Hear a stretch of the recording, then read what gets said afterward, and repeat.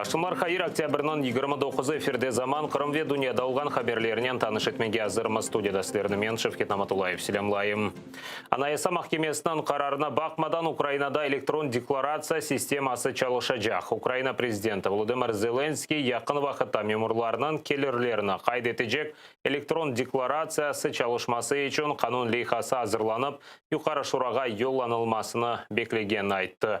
Бұны Милли Хавсылық ве Мудафа шурасынан топлашуында қайдетті. Октябрьнан 27-сінде Анайса махкемесі ОПЗЖ фракциясы депутатларынан талабы есасында қабаржылыққа қаршы реформаларының базы бір моделеріні ләғу етті. Бұндан себеп электрон декларацияларына қабыл еткен милли агентлік реестрлеріні қапатты. Бұдеңішмелер ерлі сайлаулар нәтижелерінде блок етті. Тешкіропсыз ичбір сайланған намзет ресми шекілде тайынленіп оламай. Одразу скажу про головне, щоб ні у кого не було навіть найменшого сумніву, система електронного декларування в Україні буде працювати. Законопроекти для її поновлення мають бути підготовлені і направлені до Верховної Ради як невідкладні. Бұнен берабер президент құқоруджы органларға Анайса махкемесі шығарған қарарының инжелеклеріні оғыренмеге рижа айтты. Президенттің сөздеріне көре, Анайса махкемесі бөле қарар қабыл етмесіне біревлер тесір еткендір деп түшіне. Головні питання, чому взагалі з'явилось дане рішення Конституційного суду України, які мотивації бачаємо в цьому рішенні ми, яка законодавча база попала під рішення КСУ і чому саме? Авропа бірлігі Украина үшін визасыз режимні тоқтата біле. Анда Украинаның Анайса махкемесі қабаржылыққа қаршы реформаны тоқтатмақ үшін қабыл еткен қарарнен мемнун дегеллер. Ве бұл визасыз режим тоқтатылмасы үшін бір себептір. Бұл ақта сөз Авропа бірлігінде Украинаның елшісі Микола Тачицкий Украинаның Авропа ве Авропа-Атлантик интеграциясы ішлері бойынша баш назир муавина Ольга Стефанишинаға йоллыған мектупте сөз кете. Мектупте Украинаның қабаржылыққа қаршы органлары чалышмасы ве оларының мұстақылығы, визасыз режим сақланмасы, Авропа бірлігі ве Халқара валюта фонды или ішбірлік ету ве Украина Авропаның энергетика базарларына интеграция олмасынан бір шарты еді.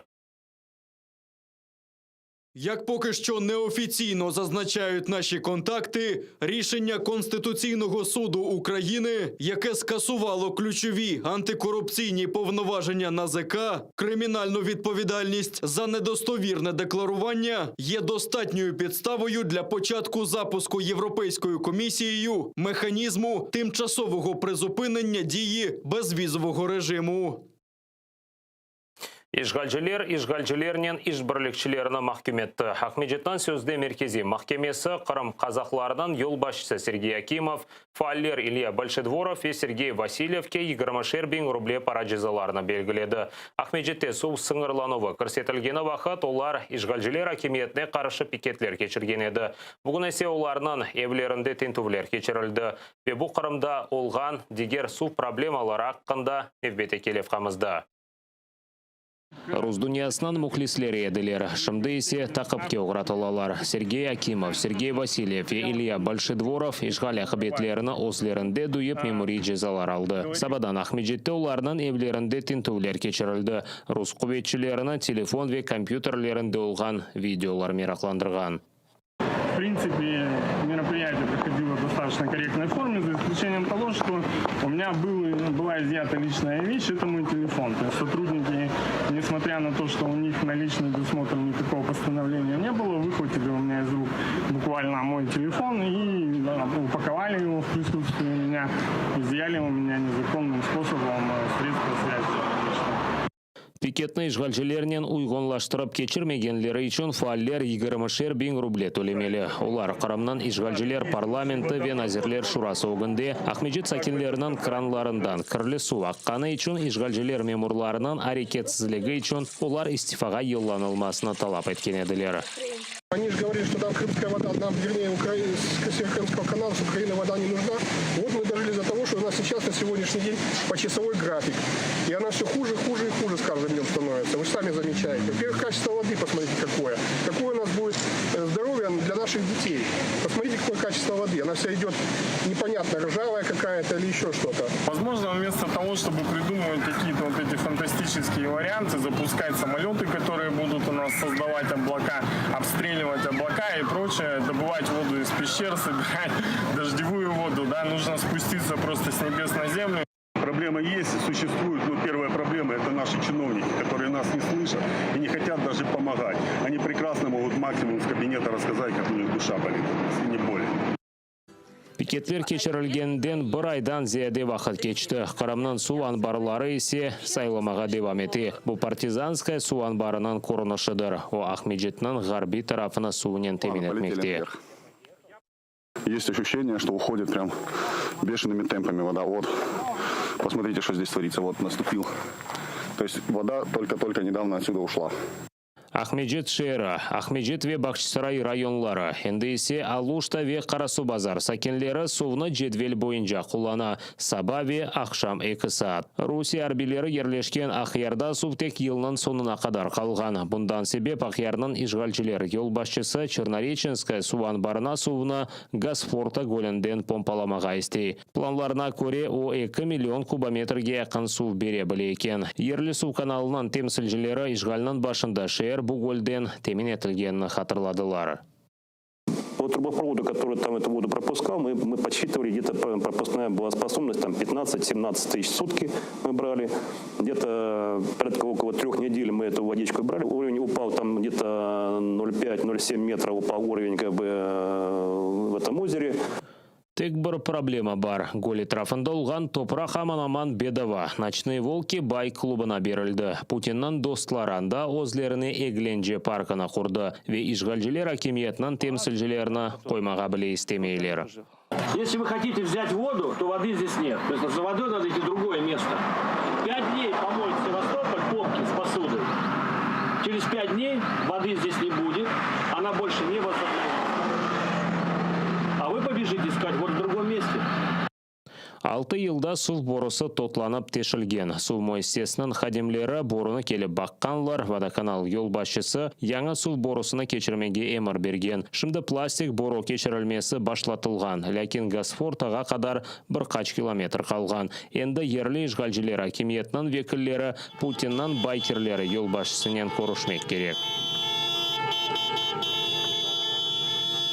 Когда вопрос встанет остро о том, что вот давайте выбирать, или мы там продолжим водные виды спорта, или все-таки надо... Или мы выпьем это озеро. Или мы попьем из этого озера, я уверен, что в этом случае мы точно найдем отклик от этих людей. И, в общем-то, предварительно были разговоры у Михаила Владимировича с Александром Золдостановым об этом. Мы договорились, что мы в ближайшее время этот разговор продолжим. Yarmadada suvni 3-chi ay qitmaga tirishalar. Axyarning suv muassesasining yo'l boshchisi suv anbarlarında suv seviyesi artmaganına qadar yangi qurilgan cho'q qatli evlarni shehar suv borusuna quramamaga taklif etdi. Şimdilik ise ishg'olchilar shiddatli yağmurlar yağib suv anbarlarini to'ldirar deb umutdan yashamoqda. Vladislav Stujuk, Zaman, ATR. Филименк mahkemesinde Skif altınları davası bakılmasında iştirak etken qadı çetleştirilmesi buyuk bir yengişti derdi Ukrayna Tışişler Naziri Dmitro Kuleba. Qadının Rusiya ile bağlar olğanı için Ukrayna vekilleri o çetleştirilmesini talap etken edi. Дуже довго Україна боролася за відвід судді голландського, щодо якого є серйозні причини підозрювати його в упередженості в цій справі. І хоча це може видатися як один з чергових лише звичайних процесуальних кроків у справі, але те, що вчора цього суддю відвели, є дуже важливим досягненням. Қырымның бірқач музейлерінден алынған 500-ден зияды экспонаттан ибарет олған Қырым Қарадеңіздің алтын вес сырлары. Сергі 2014 сенесі Амстердамда февральнан 7-сінден августынан 31-не қадар тақзим етілді. Ләкин Қырым işgal етілгені үшін экспонатлар ярамада музейлеріне қайтарылмады. Işgalчілер экспонатлар музейлерге қайтарылмасы талабынен дава башлатты. Ләкин Украина хакимияты бұл экспонатлар Украина девлетінің мүлкі олғанını білдірді. 2014 сенесі декабрь айында Амстердамның махкемесі 2017 сенесі март айында экспонатларını Украинаға қайтармақ қарарыны шығарды. Ләкин işgalчілер шикайет берді. Киевде экспонатлар Украинаға шикайет бақылған сон қайтарылacağına umut етелер.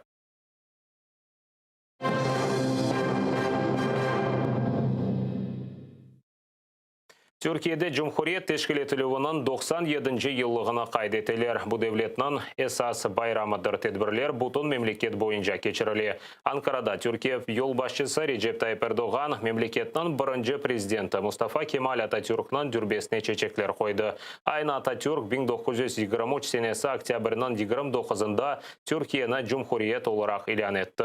Bundan son Türkiye parlamenti Atatürk'ü Türkiye'nin birinci prezidenti olarak sayladı. Şimdiki Президент Эрдоған өз видео мұражатында түрклерні байрамнен хайырлап, Түркия бүгінде eminlikнен өз yolunен кеткенini kaydetti. Ülkemizin önünü kesmeye yönelik içeriden ve dışarıdan gelen saldırılar mücadele azmimizi güçlendirmekte, kararlılığımızı daha da artırmaktadır. Zaferlerle dolu şanlı mazimizden cesaret alarak birlik, beraberlik ve kardeşlik içinde ortak geleceğimize doğru yürümeye devam edeceğiz.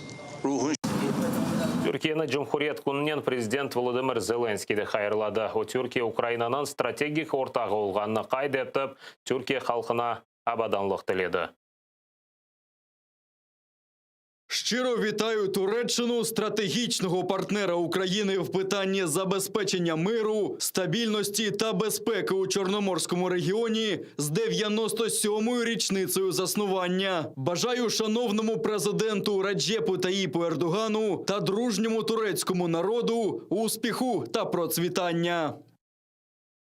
Türkiye'nin Cumhuriyet күнінен президент Volodymyr Zelenskiy de хайырлады ve buna da Meclis reisi Rifat Çubarov qoşılıp, Zemanivi Türkiye Cumhuriyeti hem regional hem de global seviyede barışık olması, halkara ve devletler arasında anlayış olmasına öz hissesini qoşa dedi. Rifat Çubarov kaydetkenine göre Türkiye'de yaşayan Kırım Tatar diasporası Ukraina ve Türkiye arasında bağlar kavilleşmesi için büyük hisse qoşa.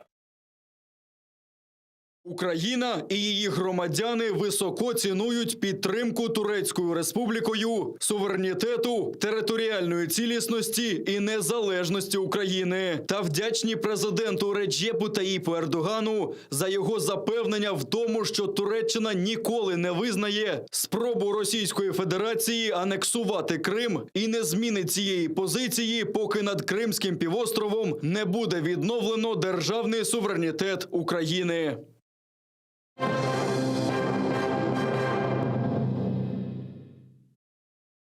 O саланында işgalciler keçken күн devamında 4 kere ateşkes rejimini bozgan. Avdiyevka civarında mayın atıcılar kullanılgan, bir Ukrayna askeri yaralangan. У районі відповідальності оперативно-тактичного угруповання «Північ» противник застосував 82-мм міномети, гранатомети різних систем та прицільний вогонь зі стрілецької зброї поблизу Новгородського, в результаті чого один військовослужбовець об'єднаних сил отримав кульове наскрізне поранення в руку. Воїну надали домедичну допомогу, де доправили до лікувального закладу. Стан здоров'я військовослужбовця задовільний. Його життю нічого не загрожує. Keçken күн devamında Ukraynada COVID-19 hastalığı 7342 insanda tasdiqlandı. 113 evvel hastalangan, oğragan insan vefat etken. Hastalarının en çok sayısı Çernovtsi, Khmelnytski ve Jitomer vilayetlerinde kaydetilgen. Sağlık Nazirliğinin malumatına göre koronavirus hastaları tedavilenmesi için hastahanelerde 52 bin yatak yer ayrılıngan. Maksim Stepanov'ın sözlerine göre hastalarının sayısı bu göstergeçten çok olmaması için ne yapmak gerek olganını anlattı. Hastalarının sayısı bu göstergeçten artsa, hekimler yardımga muhtaç olgan her bir hastaga yardım etip olamaz dedi. Просто виконуйте правила, які встановлені в нашій країні щодо захисту себе, захисту своїх рідних, близьких, захисту всіх людей, які знаходяться з вами поруч. Просто користуйтесь маскою, дотримуйтесь дистанції і користуйтесь антисептиками. Це дуже прості правила. Але ці правила 100% впливають на ті цифри, які я кожного ранку оголошую. Işgal etilgen Qırımda 299 insanda koronavirus hastalığı tasdiqlandı. 7 hasta keçken kun devamında vefat etken. Aqkorçalaycılar Ukrayna hakimiyetine işgal etilgen teritoriya sakinlerine yardım etmege çağırdılar. Vostok SOS, Donbass SOS ve Krym SOS teşkilat vekilleri baş nazir Denis Shmygalge murajatda bulunup, o işgal etilgen teritoriyada olgan dehşetli vaziyetke seslenmesine çağırdılar.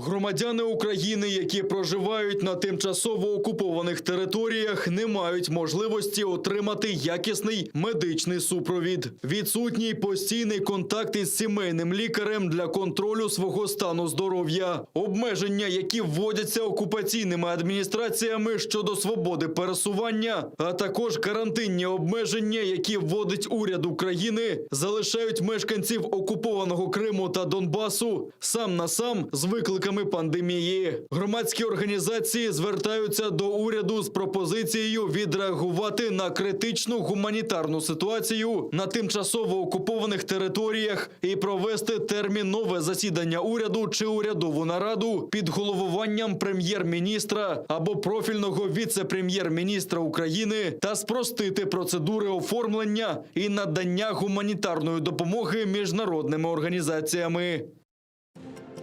Bu saat қазір olgan sonki haberimizni hepinizge hayırlı akşamlar tileyim. Hatayerden ayrılmanız görüşkенже.